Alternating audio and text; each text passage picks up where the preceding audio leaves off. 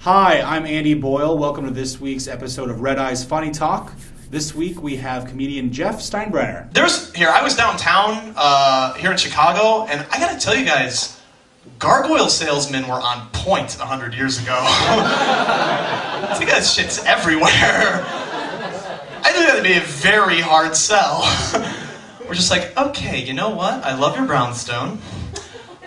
The widow's walk around the Albrecht chimney is wonderful, but you know what this facade is missing? Winged dogs. Hey, Andy. Hey, Jeff. It's good seeing you. Good seeing you, too.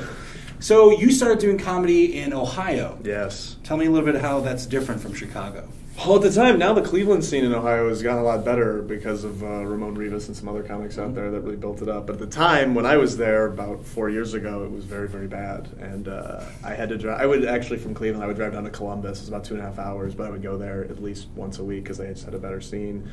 And then I went to Cleveland Improv, and I asked them if they had any sort of audition to do. And they said that you could do a 5-minute audition set in front of the club owner a week before the open mic to then get on the open mic.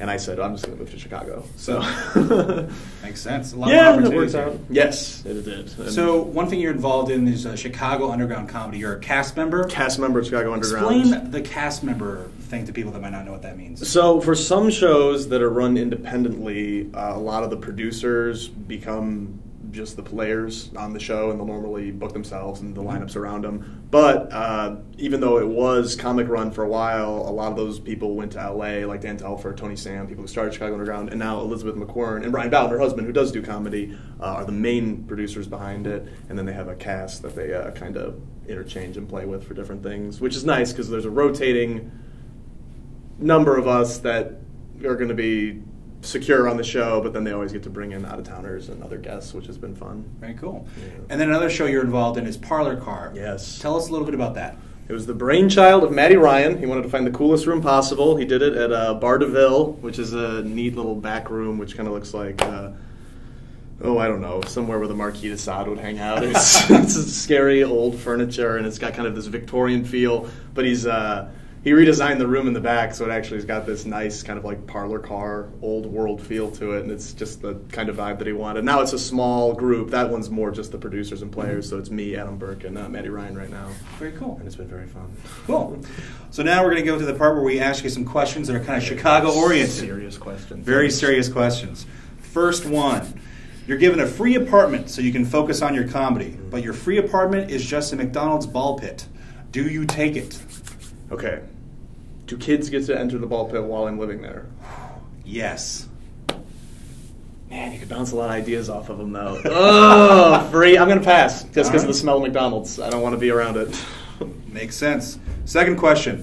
What's the worst job in Chicago you've ever had? I don't want to say it by name, but I will because I hate them. I worked at a Reza's downtown on Orleans. I think it was a front for the Persian Mafia. They would give us checks that we could not cash anywhere but the register of the front of the building, and they would sometimes bounce, and sometimes they would have money for us, and we would go months and months without being paid. It was really terrible. Wow. Yeah. Well, but first job here in the city, so decided to stick with it for 6 months. Well, I guess that's more on you than it's on them. Yeah, I wasn't paid for 3, so whatever.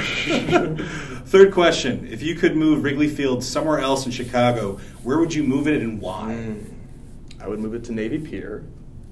And I would move Navy Pier into the lake. No, I would. I would move it. I would move it somewhere more touristy, I think, and keep everything that I don't like away from me. Which parts do you not like the most? At Wrigleyville? Yeah. Oh man, Old Trace Bar. No, that was an okay place. It'd just be like the heart of it, like right around Barleycorn and Cubby Bear and some of those other ones. Yeah. They're just not a fun area. Merkel's Championship Open Mic, so much fun. You got to wander, very fun through all but that. You have to go through all these people. Yeah, it was just annoying. But yeah. All right, fourth question. Okay. If you were forced to eat at one Chicago area restaurant every day for a year, where would it be and why? This is the hardest one because I've eaten probably at almost every restaurant in the city. It's my number one form of entertainment. I love eating in here. I think I'd go with a Vec. Okay. Just because it's some of the best food. They don't have a huge menu, but it does change seasonally. So, got a year, can switch it over. Not super expensive. Wait, do I have to pay? You don't have to pay. Alinea. Or Schwab, because those people are insane. Yeah, then you can just if you don't want to eat it, you just go outside and sell it for $50. Yes, exactly. We're on the street, and we could do Molly with the chefs or something. Don't put that in there. All right, fifth and final question. Oh, God. Your parents are visiting Chicago. Yes. What's the third place you take them to? Man, that's such a good question, too. Is the Surgical Museum around here?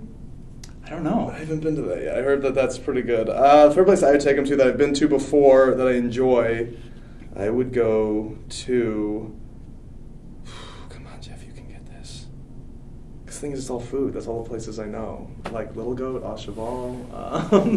No, come on. I'm going to think of something real special right now. Where would you take your parents?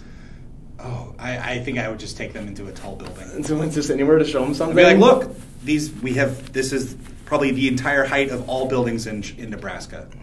Do it. I'll do Shed Aquarium. That'll be the Aquarium? third place.